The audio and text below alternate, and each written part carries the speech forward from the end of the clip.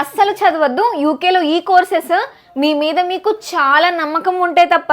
Target UK day 55. Number 10 hospitality, leisure and tourism. దీనికి సంబంధించిన ఉద్యోగాలు ఆ దేశంలో ఉన్న వాళ్ళకే సరిపోతున్నాయి కాబట్టి మనకి వీసా స్పాన్సర్షిప్ చాలా కష్టం. షెఫ్ అయితే వీసా స్పాన్సర్షిప్ దొరికే అవకాశాలు చాలా ఉన్నాయి. MSc tourism and events management, MSc international events and conference management, MSc global management. ఈ కోర్సెస్ కి దూరంగా ఉండండి. 9th course dramatic and creative arts. ఈ ఫీల్డ్ చాలా కాంపిటేటివ్, తక్కువ ఉద్యోగ అవకాశాలు, ఇంకా తక్కువ జీతాలు ఉంటాయి. Master of design, master of professional writing, bachelor of arts in international relations. ఈ కోర్సెస్ కి దూరంగా ఉండండి.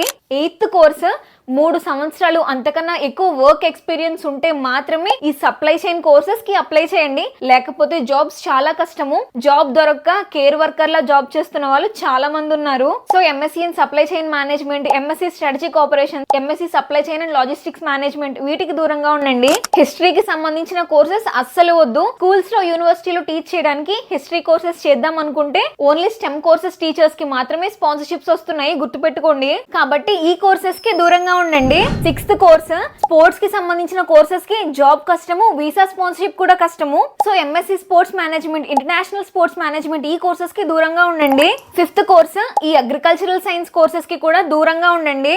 FDSC horticulture with garden design, ఇలాంటి కోర్సెస్ కి వీసా స్పాన్సర్షిప్ మాత్రమే కాదండి, జాబ్ రావడం కూడా చాలా కష్టం. యూకే, యుఎస్, ఆస్ట్రేలియాలో చదవాలనుకుంటే కాల్ చేయండి లేదా బయోలో ఉన్న గూగుల్ ఫామ్ ఫిల్ చేయండి. ఖచ్చితంగా ఈ రోజు మీరు తీసుకున్న బెస్ట్ డిసిషన్ అవుతుంది. 2 వారాల్లో ఇది మీరే మాకు చెప్తారు, కొంచెం కూడా రిగ్రెట్ అవ్వరు.